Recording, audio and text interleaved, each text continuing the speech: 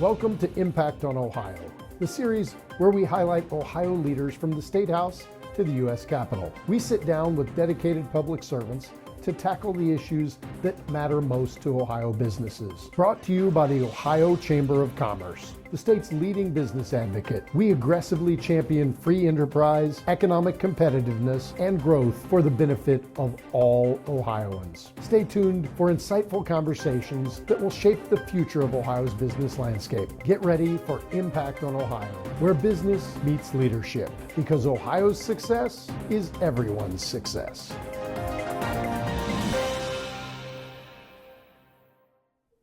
Hi, I'm Steve Stivers, CEO of the Ohio Chamber.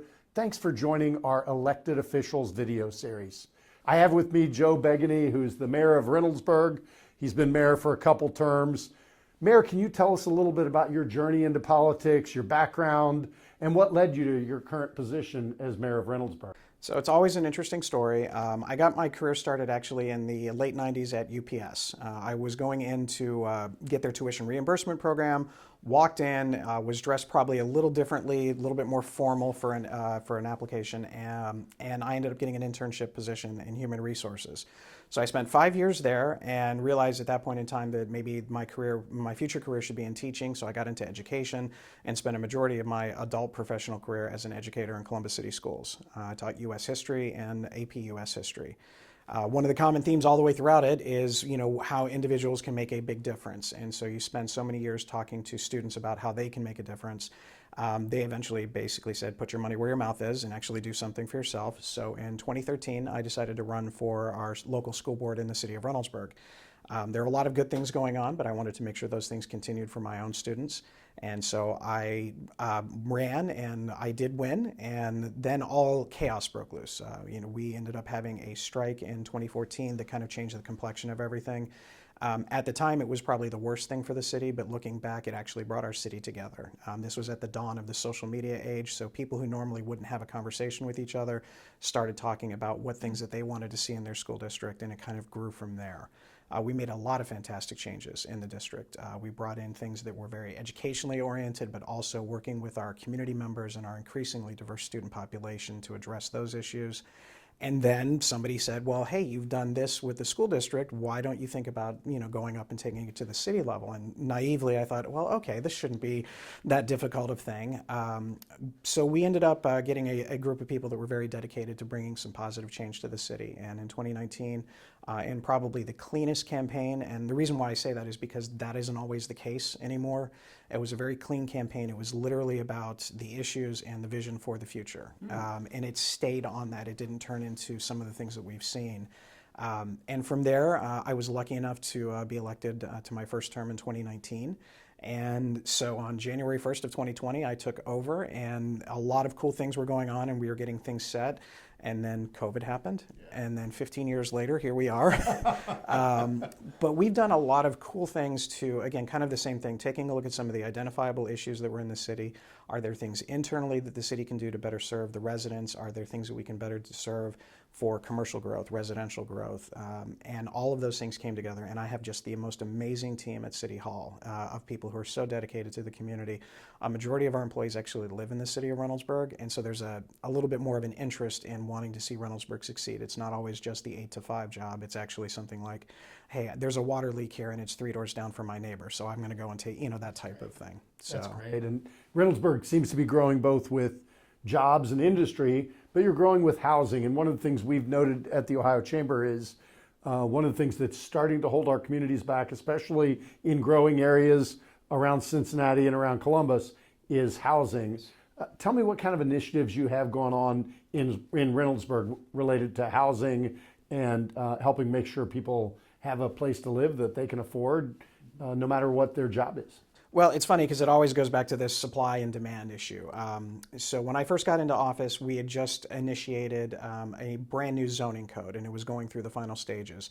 What can a zoning code do to kind of cut down the time that it takes between somebody coming in to open up a development or a housing section to actually putting a shovel in the ground? So our perfect first example is an MI Homes location that's right off of Wagner Road.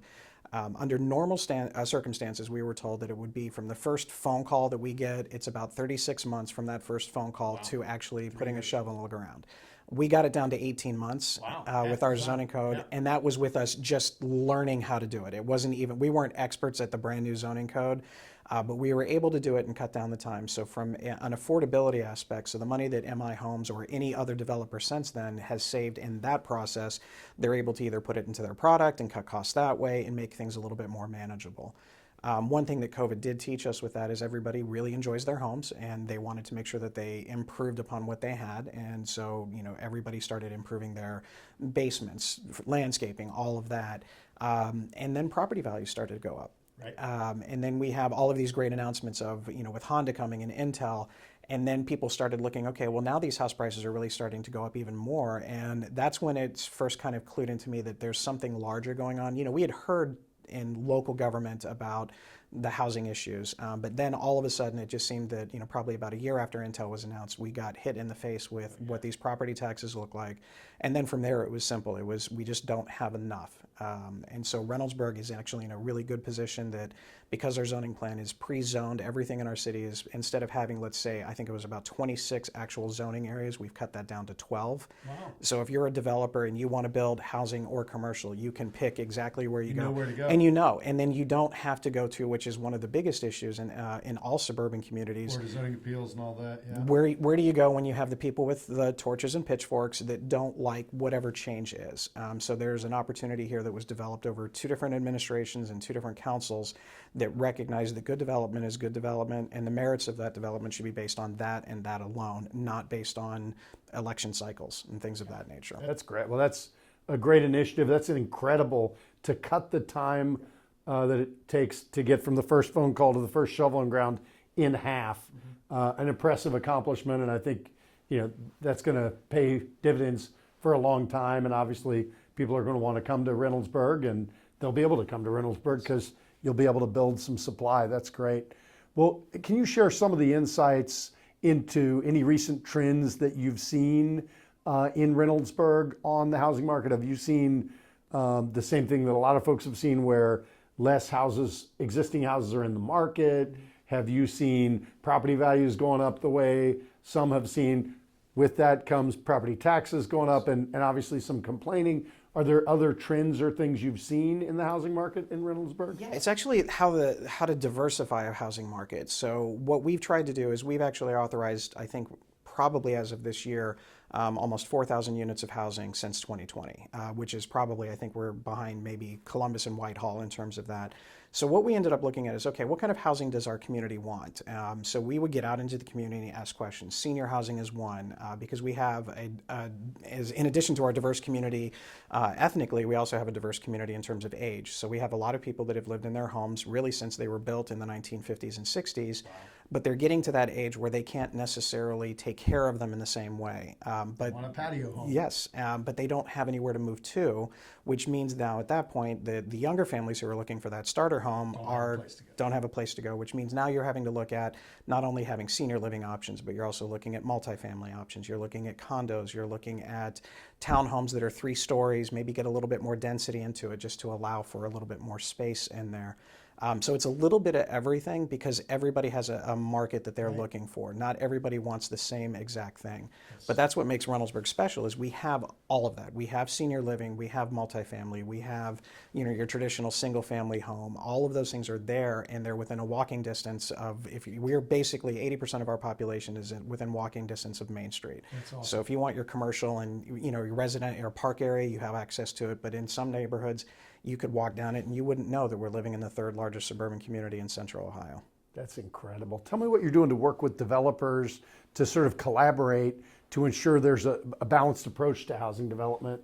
You already talked about how you have a little bit of everything. Have you found it easy to work with the developers? It sounds like you're giving them a easier experience. They probably love working with you. Well, it's a lot easier for everybody because we can get more done in a shorter period of time. One of the sayings that my economic development director has is we may not always say yes, but we want to get you to an answer as soon as possible just for the savings part. So when we're looking at it is what can we do to make our community appealing to what various degrees we want. We want connectivity. Are we going to be able to put in sidewalks, trails, park space within the development? So those are all things that we want in there. So that way there's a lot more give and take. And it makes it appealing for the developers because they know that their homes are going to sell faster if they have those amenities. When you talked a little bit about your variety of folks in the age brackets, what are you doing to attract sort of young professionals, the group that everybody wants some of, but obviously that's a very sought after group. What's Reynoldsburg doing to attract young professionals to your city? So a lot of that has to do with, one, it's connectivity. So they want to be able to get close to parks and other activities all the way throughout. But then the other part is, the quality of life things. We have a local brewery. It's Eastside Brewery. That's actually the one that brews all of the beer for Buckeye Lake. And that's located right in Reynoldsburg. We have a brand new YMCA community center. I say brand new, even though it opened in 2020, but it looks brand new, and that attracts people to come in to participate in their activities. Plus, we're revitalizing our Old Town area. It's going to be more walkable. There's going to be a Dora. There's going to be a couple of restaurants. We have probably the most iconic restaurant in Reynoldsburg is Vic's Pizza. Yep. It's been around since the 60s, and so that's part of it. We have a great little gastro pub that's called Prost, and a lot of other things in our downtown that we're trying to attract to bring it more marketable. People can go there, they can shop, they can eat, and they can enjoy themselves, and in a lot of cases, they can then walk home to wherever it is that they want to live. They don't have to necessarily get in a car to do that. Were there any policies or strategies that you're using in Reynoldsburg that might be great to export to other parts of Ohio to help address the housing shortage? I'd love to obviously take what you're doing and have it happen everywhere. So I think one thing is the zoning plan is probably the one thing, because it allows the conversation to have from a community standpoint, hey, we all got together, we all brought in town halls and got public comments about where do we want to see housing, where do we want to see commercial. So that's one thing. But the other thing is really just to have good conversations with people about why their rent is going up, why their property taxes are going up, and kind of related to the fact that it's not just Reynoldsburg, but as a region, we're just not building enough housing. So while Reynoldsburg is looking like it's doing more than other communities, which right now maybe we are, but again, it takes a while to get things built in other communities now.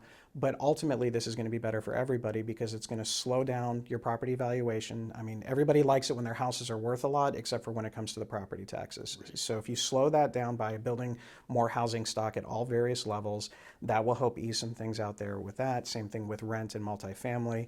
And in reality, especially now with the advent of working from home, not everybody is going to be driving downtown to Columbus for a position anymore. Maybe they'll be staying in Reynoldsburg, so they want to have something that is there. Or there's a more transient nature of employment. I know when I was growing up, my dad, in theory, it's the one job for a career. Now you're looking at most people going between 15 different careers throughout a year, throughout their lifetime. Right. And so not everybody's going to be able to stay. So maybe you do need to have some for rent options. Maybe you have to have some longer term lease but not owned options. So it's about building a variety and kind of informing people what the differences are. Our senior citizen center, I go there about every 3 months and we talk to them. And I ask them every time, how much is a 2-bedroom apartment in Reynoldsburg, a good apartment that you would want your kids or grandkids to go to? And they look at me and they're very earnest and they're like, that's a really good question. If it has a garage, I'd say $850 a month. And then that's when the conversation happens. I don't necessarily blame them. I think that for the most part, the people that I talk to, if they haven't gotten an apartment in the last 20 years, how are they to know what it is? But it's having those conversations with your community members. And so that's what I think between a zoning code change and elected officials or city managers talking to the community and saying, this is actually what it looks like and this is how it would be beneficial, as long as it's done in the right way. Like I said, we want to increase park space. We want to deal with, the climate change issues that are at, extreme weather events. And Reynoldsburg has suffered from some flooding in the past few years. So we want to make sure that we're looking to do everything right, from stormwater and all of these other things that, 5 years ago when I was teaching in a history class, I had no idea about. I'm not an expert in stormwater, but I'm pretty close at this point. We'll have great places to live. I'm amazed what's going on in Reynoldsburg. It's been impressive. Are there any specific ideas that you think or initiatives we should take at the state level to help affordable housing? Well, I've been a big advocate since I've gotten on this housing kick about how do suburban communities find the gap when it comes to either workforce housing or just housing in general. And so a lot of times the city of Columbus has a significantly bigger budget, so they have a little bit more of an option to do things. But from a suburban community, we can find developers that want to build, and they can get us to a certain point. And then we can look at other outside funding sources from maybe the federal level that gets us to another point. But there's still this gap in between that's there that makes it very difficult for suburban communities to fill that gap, to bring in this housing. So when we look at whether it's the $750 million, the one-time fund that the state has, that hopefully will be something that cities can take advantage of to kind of fill those gaps to allow for those housing. State housing tax credits are great. The brownfield remediation is phenomenal. Now we just need to expand it to something other than like old mechanical places. Now we have to look at maybe dilapidated stores that have been closed, old strip malls that were built in the 80s that just are either low occupancy or just high vacancy. And then if we can swipe those away and work to actually deal with that, because developers like to have as clean a project as possible. So they want to have something where they look at an open piece of land and they know that they can build something and they can get it done right away. So those are the things that I think the state can help us with to kind of cut some of those issues and obstacles that communities face, especially our suburban communities. Yeah, I think those are really important. And with everything going on between Intel, all the projects you're doing right there in Reynoldsburg, it's a really exciting time in your community and in Central Ohio. In a lot of places in Ohio, we're excited about the growth, the opportunities. Obviously, housing is something we know we have to figure out if we're going to keep Ohio growing. People are going to need a place to live, and there's just not enough supply right now, and we've got to build more. I agree with you, of all types, and it should be what people want to live in. So we're excited for all the leadership you've shown in Reynoldsburg. Thanks for your leadership. Is there anything we didn't talk about that you that think is important you want to bring up to our businesses and our listeners? Yeah, actually, one of the big things that comes up when we're trying to attract businesses are transportation issues. So we know that transportation is one of the biggest obstacles for that. So if you have housing, do you have a way to get the people where they live to where they want to work? And so when we look at options moving forward with different robust public transportation options that are out there, those are going to be highly important. That's a great point. Every employer that I talk to, no one has ever told me, Mr. Mayor, we're fully staffed, we don't need anybody. It's never been that conversation. It's how can we get somebody? And again, we're a city of over 42,000 people and we're still having vacancies. So what are we going to do about making it easier to find, to match up those businesses at whatever level with the people that are in our community that we know can do the job and need jobs? So that's going to be the next thing that I want to kind of look at and tackle with my regional colleagues. Well, I'm excited you want to look at that. So in our Blueprint for Ohio's Economic Future, we have a whole section on housing and why that's important. We have a whole section on transportation and why that's important. And public transportation is important. There are also private transportation options that can supplement that.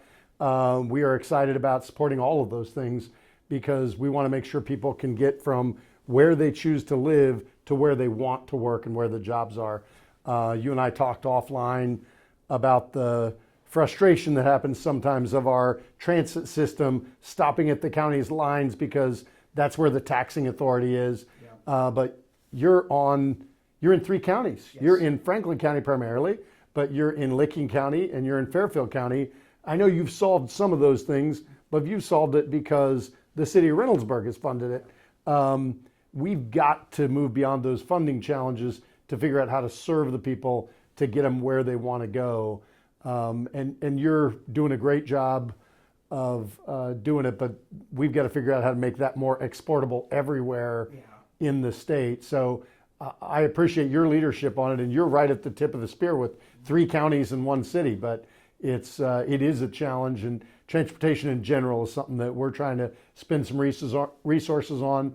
Maybe next time we do this, we'll go to Vic's Pizza and tape a conversation talking about transportation. The only other thing I would add in this, and this is something that I'm trying to take initiative in, is every time that we build a house, whether it's single family, whether it's multifamily, every school district is affected by it. And so one of the things that I want to do is I want to try and bring in these school districts to have those conversations, because everything that we do in terms of housing, which we know we have to do, impacts our schools. So I think joining together with the school districts, with the State House, to figure out ways to balance out that so we don't overburden school districts at the same time that we're building housing and vice versa. So those are a couple of other options. But Vic's Pizza is going to be a great one. I tell you, you're going to love it. We're there. Well, thanks, Mayor Begeny. Thank you so much. Thank you. If you have an idea for the Impact on Ohio video series, email us anytime. You can also scan the QR code to take you directly to the YouTube page and watch Impact on Ohio.